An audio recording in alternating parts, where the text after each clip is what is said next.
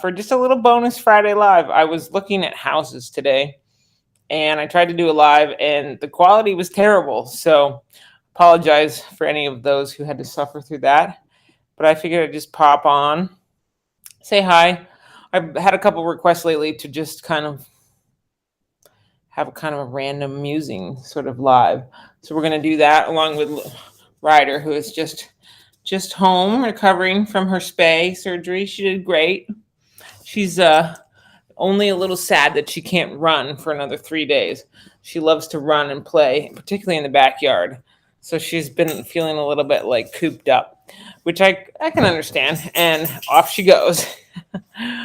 So anyway, happy Friday, everyone. I hope you're all having a great day. I was thinking today as I was looking at houses, I wonder if these people think I only ever look at beautiful houses, or if they have some idea that I also look at houses in a variety of conditions. And of course I do, but I usually only show on lives houses or features of houses that I'm in favor of. And part of that is because I like to be very positive and want to present things that I would want a client to purchase. And part of it is because I definitely don't want to be critical of a homeowner because everyone's doing the best that they can. I do have to tell you, I saw a house today. There was a flip, and it was they called it a 3-bedroom, 1 bathroom, but one of the bedrooms is definitely an office. It's kind of like an enclosed front porch kind of style bedroom that had a closet. And the interesting thing is the 2 main bedrooms, in order to use the bathroom, you had to walk into the kitchen. So like step up into the kitchen and then walk around through the laundry room. And then in the back corner of the house was the bathroom. So that was a little bit strange. Older houses a lot of times have very strange layouts. One of the other things that was strange about that house was that the refrigerator was about 12 feet or more away from like the prep space in the kitchen. So they used to have this, they call it the kitchen triangle. So like the stove, the sink, and the fridge are like the kitchen triangle. So you want to be like just a couple steps from each. I think 4 feet to 9 feet.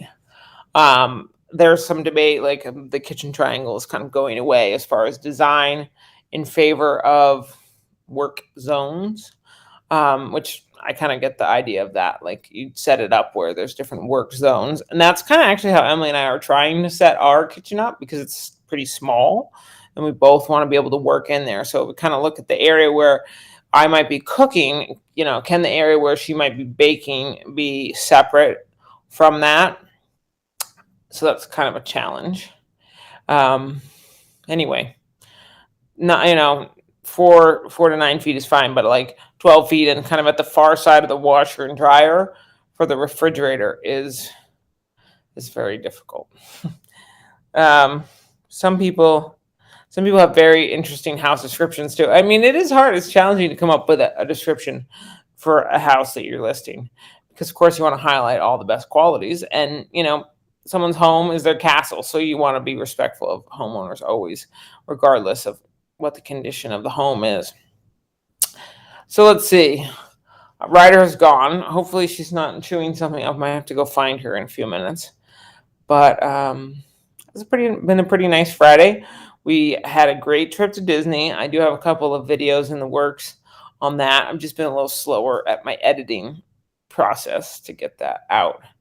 But I had to water all the fruit trees today because it was hot. It was about 84 degrees and sunny here, which was pretty great. I have been able to take a bit more time off this week since it's been spring break. So I got to hang out with Chloe and her friends at a pool party yesterday. That was great. I loved it. And today I'm kind of back to work full steam. So I have a new buyer coming online for next week. So I'm very excited to be working with them and showing them all kinds of new properties. So that's great. I heard Emily. Let's see if Emily and or Ryder are around. Ryder, baby. Hi, Em. I'm live, just letting you know. I don't know what you're up to. You're gonna take Ryder for a walk? Yeah. Oh, you're looking very athletic. It's true. She's got her walking gear on. Do you want company, or you want me to just hang out with my people on YouTube, Facebook? I mean, if you want to come, you're very welcome to come, but I don't want to cut short your date with YouTube. Well, I definitely need. I have a date with Ryder too, because I was like feeling bad that she had to be in her little crate a bit today because Emily and I were both working. Ryder, come over here and give me a kiss before you leave with Mama. Come on. She was, when I was trying to get dressed, she was like nose-butting my leg to hurry me up. So definitely, if you take her on a walk, you're going to become her favorite now. Well, I need brownie points. She's been snuggling you so much. She has been like since she came back from her stay at the vet. She has been like my little cuddle buddy. No, she does not want to say bye. Ryder. She's not interested, Dapper. She doesn't. She has no eyes for me anymore. She only has eyes for walking. All right, you two have fun. I'll see you guys later. It's super fun. Let's see. Someone just redid their kitchen last year, saved the cabinets, and painted them. Now that is a great idea. If your cabinets are in good condition, you can repaint them, and maybe you upgrade just the countertops. You can get a whole new kitchen, but not have to fork out all the money for the cabinets. So that's pretty cool. Okay, so I finally made something today. I didn't make a video about it because it was an experimental recipe. I made some gluten-free vegan banana muffins, and they came out great. I used almond flour, oats, bananas, all the things, and they're like very moist, kind of like almost like not really a pudding texture, but like right in the middle there. I had one for breakfast, and it was pretty delicious.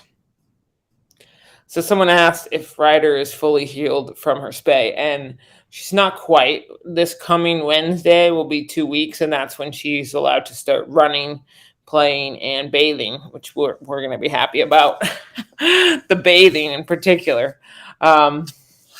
So yeah, she's doing great. She's healing well, but she's just not supposed to be running yet, which is hard for her because she's a running dog. She loves to run even inside and everything like that. Oh yeah. Okay, so back to Lindsay with her kitchen upgrade. Lindsay, I'm very jealous that you were able to upgrade your cooktop to gas because I do love gas. Love it. Yeah. So I definitely, in my preference world, I definitely have gas as a cooktop, but then also what I started getting really like into in Portland, because one of our houses had it, was a natural gas connection for the grill. So you have a valve that you can turn on and off, and then you have to buy like the adapter for your gas grill. So you change it from propane to natural gas. And when you do that, you never have to change tanks again. You never run out of gas in the middle of cookout again. And if you're doing gas for the rest of your house anyway, like just put a gas outlet for outside and you will not be sorry. It is great. It is a really great feature of when you have a newer home or when you're doing an upgrade. So it's pretty cool. All right, let's see. What else are we going to talk about? The citrus trees that we planted out front are looking great. Both the grapefruit and the lime have lots of flowers on them, and then lots of little like buds that look like they're kind of starting to turn into fruit. I'm kind of thinking, since we just planted them, we should maybe, nip some of the fruit off so it doesn't spend too much energy making fruit and not enough energy like grounding, growing roots down into the ground. But I don't really know. I do not have a green thumb. So if anyone has some ideas about how to make citrus trees thrive on their first season, I'd be more than happy to hear your comments. Check them out later too as you go along. But I have to say, a great thing, I got to go around yesterday and give out some cute little tea towels for St. Patrick's Day. And I gave them to a couple of my neighbors, which was great because I got a chance to like chat with my neighbors a little bit longer than we normally have. So we have some great neighbors. And it's really fun to hear about people and like what their houses, what some of their struggles with their house are, or what they're working on, or what they notice about what we've been working on. Because when you're in a neighborhood, that's what you kind of see. Oh, so and so is fixing this, or look at what they just planted. That looks pretty. So it's definitely kind of been fun getting to know more neighbors, and we're kind of branching out. We're starting with the ones right around us, and then just kind of migrating down the street, getting to know people, which is great. And Ryder is a great ambassador of the neighborhood. I mean, because when you have a dog, you get out and you're walking the dog, and then that dog gets to know other dogs, and then you meet the owners of the other dogs, and you can become friends.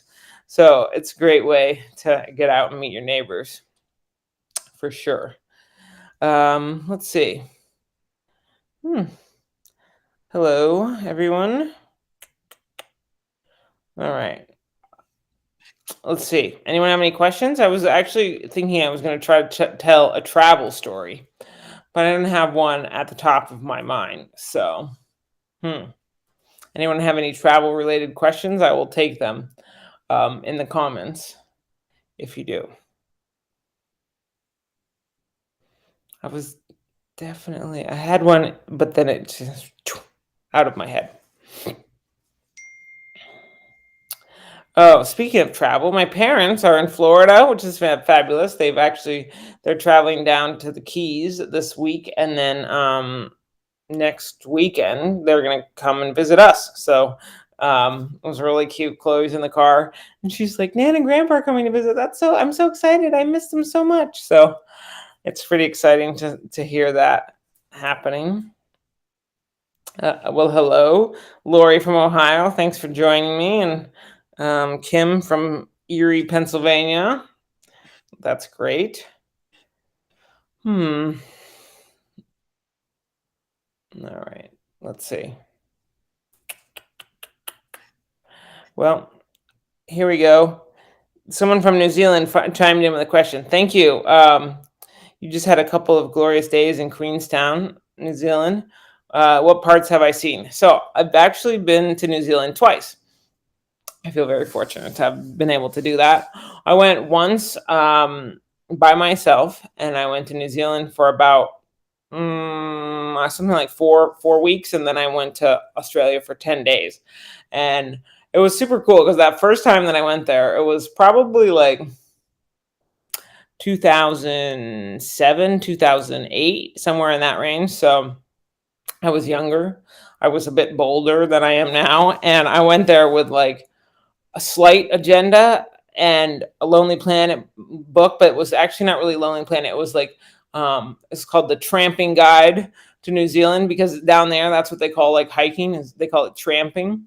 And I literally, like, everything I took with me fit in my backpack. And I took everything I had with me on multiple different tramps and did a lot of great walks. It was amazing. And technically not great walks, actually, excuse me, for the people from New Zealand, because a great walk you have to reserve way in advance. I did get to do one great walk, which is the Milford Trek. So this was awesome. And I had like the classic planning of a 20, I want to say 2 or 4-year-old. Maybe like, I don't know exactly because I can't remember the year. But I went and I flew in to Christchurch. I'm gonna struggle with some of the towns and stuff, but I flew into Christchurch and literally like spent one night at a hostel, and the next day I got to the edge of town, and you know what I did? I hitchhiked, because I hitchhiked all over New Zealand. And this wonderful guy was like a DHL kind of, right, like a package deliverer driver who was driving his son to like a soccer tournament. He picked me up, and then literally I think about 3 hours later I was hiking. So that I went up to this pass. It's kind of like headed to the west coast, and I got dropped off there in the middle of the island and just did this amazing day hike. And that's where they have like these, I don't remember the name of them. They're like mountain parrots, and they're everywhere. So beautiful. So I did this hike. I came back down. There's like a little rest area there, and I did what I call cafe hitchhiking. So like I went in, tried to clean myself up as much as possible, and then I went into the cafe and try to catch a ride to the next location. So I went from there. I went somewhere on the West Coast, maybe Dunedin. I don't know if that's correct or not. Um, I stayed at a hostel there, and then it was really cool because at the hostel I met two gals who are from Israel who are doing like their traveling year because it's very frequent for people who are in Israel to take a little gap year either before or after. I think after their military service usually. Um, so I met a lot of people from Israel on this trip, and it was great because rather than being with like someone who was a destination driver, I got to hitchhike with these two ladies, and we got to stop and like see all of the different like touristy things. Like we went to the place where the beach with the absolutely round rocks are. That was amazing. We got to go to all kinds of waterfalls and all this kind of stuff. So, and then we ended up at the glaciers. Can't remember, Fox and Franz Joseph, I think. So I booked a ice climbing day on one of the glaciers. So we like hiked up on the glacier, had the crampons and the ice axe and everything, and actually like just straight up like straight wall of ice and roped up with guides and everything, and it was fantastic. It was so cool. Um, and there's another hike I did in there somewhere. I think maybe it was after the glaciers. I did another tramp, which is this. It was basically an out and back. I went up this river valley, and it was beautiful, like this kind of milky glacial blue, color. And I got up there to this hut, and there was a hot springs. So, look, here we go. Some people are helping me with all the terms that I missed. The Moraki boulders, maybe Moraki boulders. Yeah, that's the round rocks on the beach. So anyway, this hike I went, and my grandfather had just passed away, like right before I left on the trip. It was very sad, and I remember that hike in particular. I just felt very like at peace with his passing, and that was like something that I really remember on that particular walk. So I walked up to this hut, spent I think just one night there, and it was cool. There was about two or three different hot spring pools around the hut, so you could go in there. And we went in there at night in particular and looked up at the stars, and you could see the Southern Cross. And then I'm really into stars, as maybe you may or may not know. And you could look at some of the constellations I'm used to seeing in the northern hemisphere, like Orion, and it was actually like flipped upside down. So that's kind of cool. This is a very long New Zealand story, so I apologize for anyone who doesn't love New Zealand like I do. But then, let's see. We got to Lake Wanaka. I think there's a little town, Lake Wanaka, right? And from Lake Wanaka, I did this amazing tramp that I basically hiked from there over some mountains, caught like a little lift around a terribly raging river, did the Milford Trek, and then ended up in Milford Sound. And I didn't even go to Queenstown. I just like hopped over these mountains. And Cascade Sal, I think, was the name of the one hike. And the cool thing is, I got to come back when I came back to New Zealand the second time. I did like one of the middle sections of that hike with my best friend AJ when I met her over in New Zealand, and we did that hike again together. So I got to do two different amazing hikes in that area. It was very fun. And when I got to Milford Sound, okay, so here's the thing. The Milford Trek, I'm going to be honest right now, I was like in my 20s. So what did I do? Yeah, I totally didn't have a reservation, and it's a great walk, so you have to have a reservation. People make them like a year in advance or something. So I somehow managed to get a camping reservation, and the 2 to 3 days I was supposed to be hiking this trail, it was just downpouring. It was just rain, rain, rain. So I had I could have camped for sure, but like on this hike, it's basically like sheer mountains, right?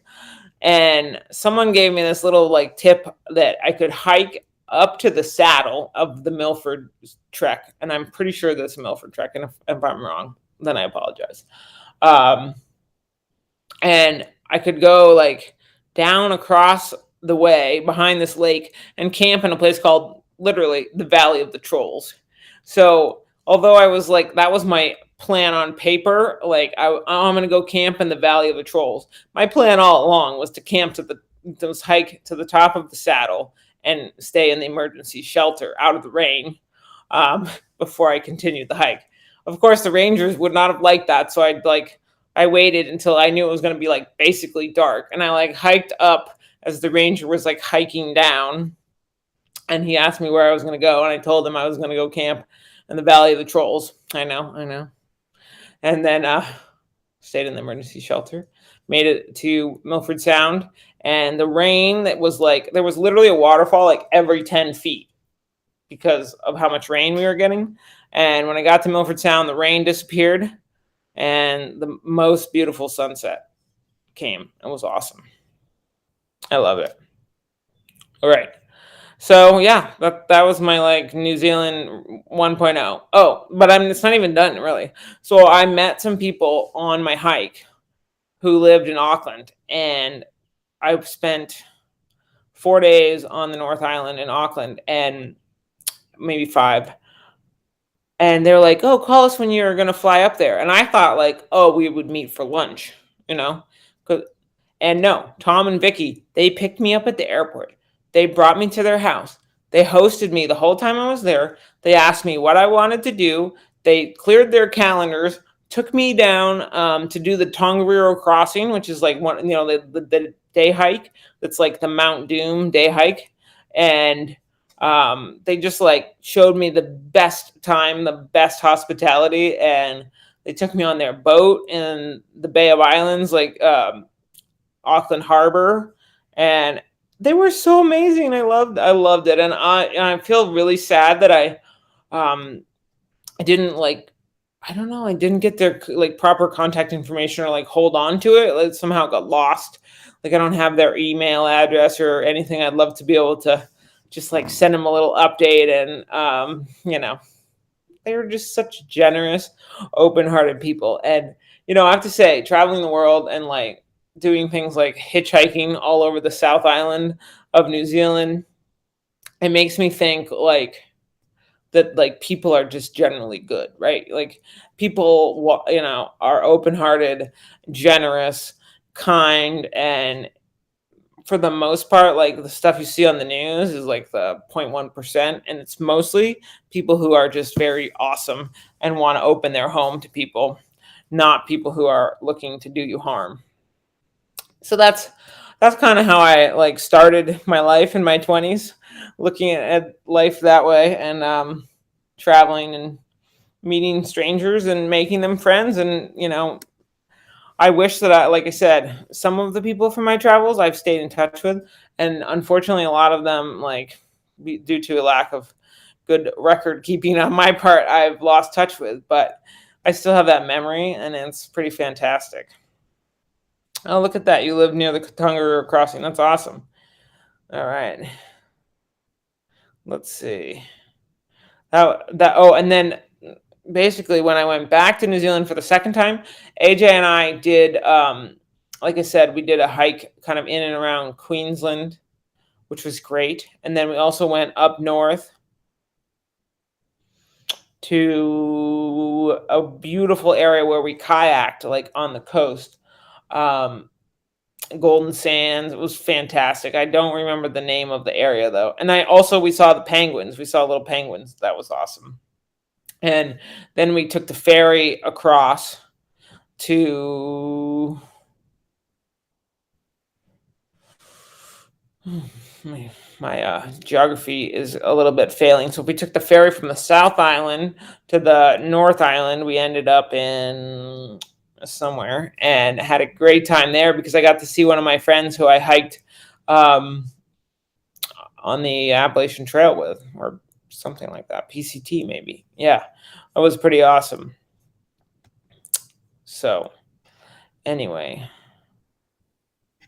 that's my New Zealand story without pictures. Sorry, but someday I could bring up some really grainy pictures because like Wellington. Thank you. Yeah, there we go. We went to Wellington for a night, and then it was pretty awesome. Okay, so someday I'll dig out some really grainy pictures of this and try to show them to you as I'm talking, so you don't have to just listen to me. But I have been really fortunate to do a lot of great experiences like the New Zealand one, but I definitely think when people have asked me like one of my favorite places I've ever gone to, New Zealand and Nepal are like they're always the top two because they're just fantastic. And I love mountains and I love to hike. So those are two of my favorite spots I've ever been. Now, what I really need to do is I need to figure out how to do a guest because apparently on this live platform I can actually have another person talking. So my best friend AJ, who I've mentioned a few times, she has a great way of telling stories and also like kind of making fun of me because I've done a lot of goofy things in my life, and I love to laugh about it. And we went to Nepal together and did this amazing trek called the Annapurna Circuit, which is now a road, so it's not really a hike anymore. And then we also did an amazing hike in the Everest area, which was fantastic, and I loved it. So it would be fun to tell that story a little bit more with someone else who has like she's really good at remembering like the granular details. I tend to be a little bit better at like remembering like more the logistical, like, oh yeah, we went here and we saw the Yeti skull or whatever. Um, yes, I should bring my family to New Zealand. I'd like to. That would be great, but I don't know that they're ready for that long of a plane ride, and that makes any of them. None of the three of them may be ready for that long of a plane ride. Emily, in particular. I just joke. She's good as long as we are in a comfortable seat. Yeah. So anyway, I think that I've rambled on long enough. Thanks for watching, you guys. I hope that you are having a very good weekend wherever you are. And if you're like me, like I don't want to bring us down here, but I bet if you're like me, your heart is probably breaking for the,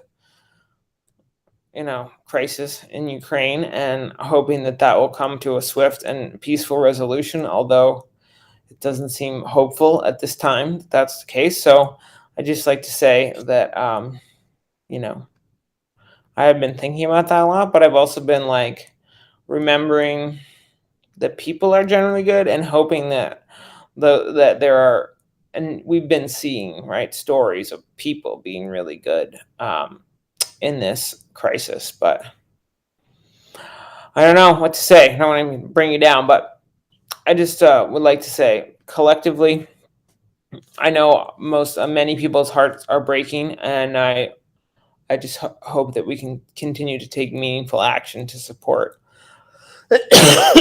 peace. So, all right, guys, have a great weekend.